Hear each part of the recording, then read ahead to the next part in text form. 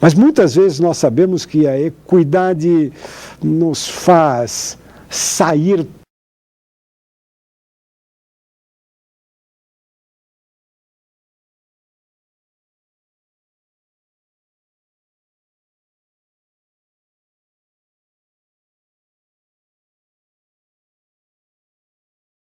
da justiça enquanto esse ethos social. Às vezes nos faz sair dessa ética em termos de paradigma social. E quando ela nos faz sair, nós pensamos numa forma de justiça que não está inteiramente dentro do ethos ou inteiramente dentro da legislação. E por isso, na expressão positivista do direito, há uma certa desconfiança em relação à equidade. Por isso, quando nós olhamos o nosso Código de Processo Civil, que não pode dizer que a equidade está fora do campo do direito, mesmo assim ela desconfia da equidade. Em cortes de arbitragem, em tribunais de arbitragem, muitas vezes nós colocamos lá proibida a equidade. Essa é a relação não muito fácil entre justiça e moral, justiça e ética, justiça e lei no sentido do comportamento paradigmático da sociedade. Situações existem que às vezes nos obrigam a sair desses padrões, em nome da justiça, ou melhor, em nome da equidade. A resposta, portanto, é afirmativa. Pode sim, é possível e acontece, e não poucas vezes. O Cassirer, enfim, é um autor alemão, né, do século XX, que particularmente foi um dos pioneiros no estudo da língua como expressão simbólica e, por conta disso, do estudo do direito também. Ele era um filósofo, não era um jurista, mas muitos dos ensinamentos de Cassirer se passaram também para o campo jurídico.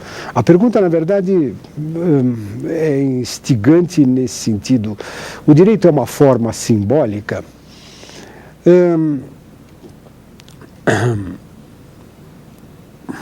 O direito lida com uma porção de coisas, inclusive com símbolos.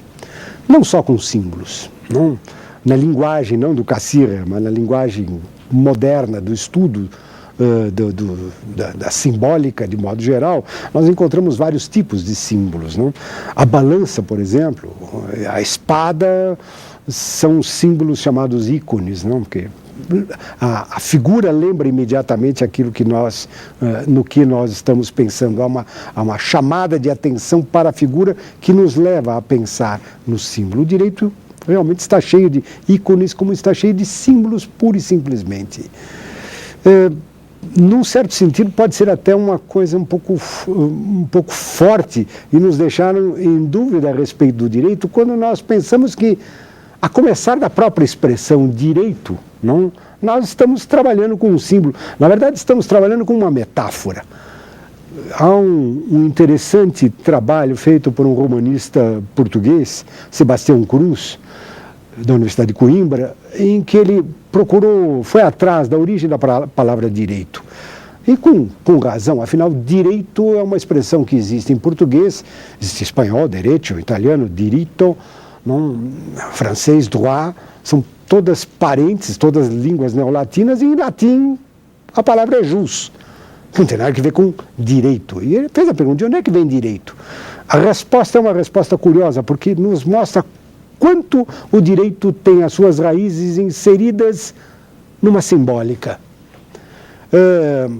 Ao mostrar a origem da palavra direito, Sebastião Cruz nos diz que ela vem do latim vulgar, e por conta do latim vulgar, do latim castrense. Direito, diz ele, não tem nada a ver com o adjetivo directum, directus, não? Que é nome, diz ele, que se dá em muitas cidades portuguesas a uma rua, aquela rua que nos leva de algum ponto até a Sé Catedral. Em São Paulo nós temos uma rua direita que, por sinal, é torta. Aí diz ele, direito não quer dizer directum, direto quer dizer imediato, o ponto que nos comunica mais imediatamente com o outro. Direito tem origem numa outra expressão latina, do latim vulgar, que é derecto.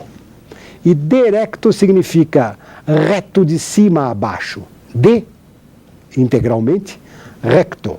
E de onde é que o povo sacava essa expressão reto de cima a baixo para designar o que nós chamamos, com toda a ambiguidade, direito?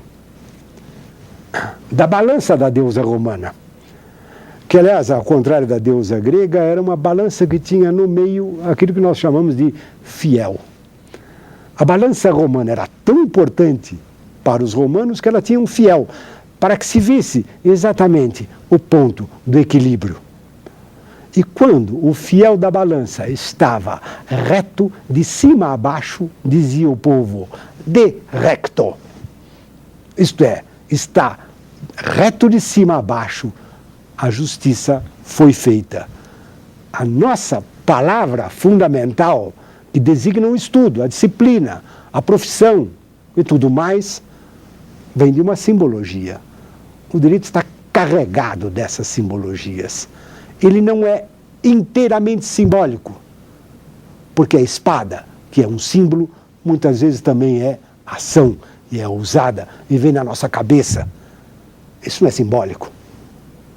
Mas a maior parte daquilo que nós chamamos de mundo jurídico é um mundo simbólico, ou na forma de ícone, como é esse caso do fiel da balança, ou na forma da importância da própria língua não icônica, as palavras que nós usamos na construção das nossas leis, na interpretação das nossas leis, na base das nossas discussões, na busca das nossas decisões. Sem dúvida, o simbólico é um dos temas fundamentais do direito.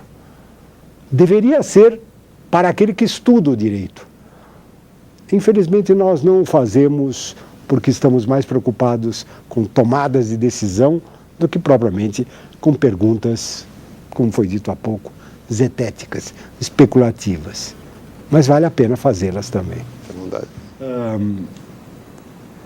Eu fui muito rápido ao abordar esse tema, até porque não dava para...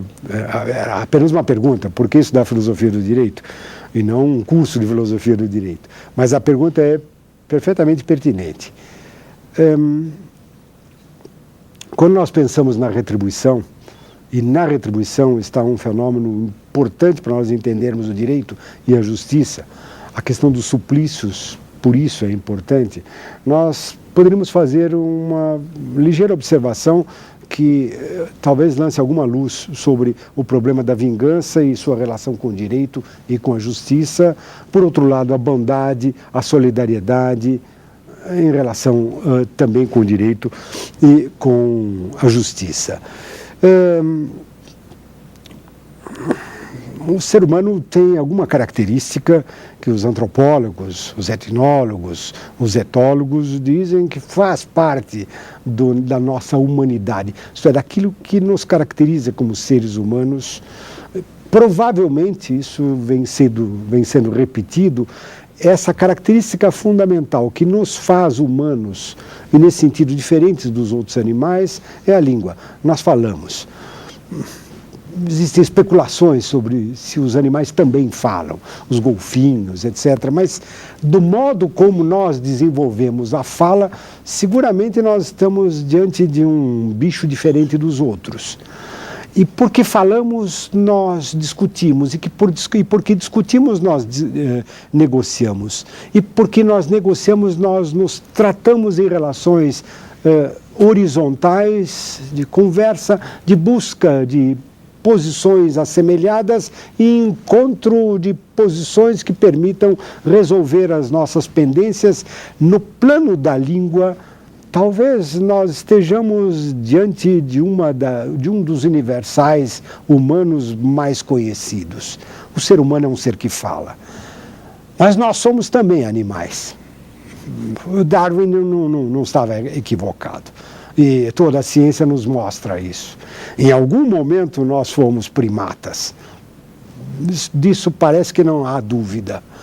E enquanto primatas, nós temos também diante de nós um pouco da animalidade, dos primatas, que se passa muitas vezes para os nossos símbolos, para o culto dos nossos símbolos. Quando nós olhamos os primatas, nós percebemos, por exemplo, que eles se comportam às vezes, a palavra comportar é um pouco forte, talvez só o ser humano tenha comportamento, mas os animais se comportam às vezes de formas a lembrar a mensuração do equilíbrio, as relações de equilíbrio e, por que não, de justiça. Existe um caso relatado por um etólogo suíço, Walter Burkert, em que ele fala de chimpanzés que têm um estranho hábito, estranho para nós que somos seres humanos. Quando uma chimpanzé fêmea dá à luz a um bebê, enfim, tem uma cria, não? As outras chimpanzés fêmeas que não tiveram cria ainda, que não são mães, a cercam. A chimpanzé fêmea com o filho fica apavorada porque ela, por assim dizer, entre aspas, sabe o que vai acontecer.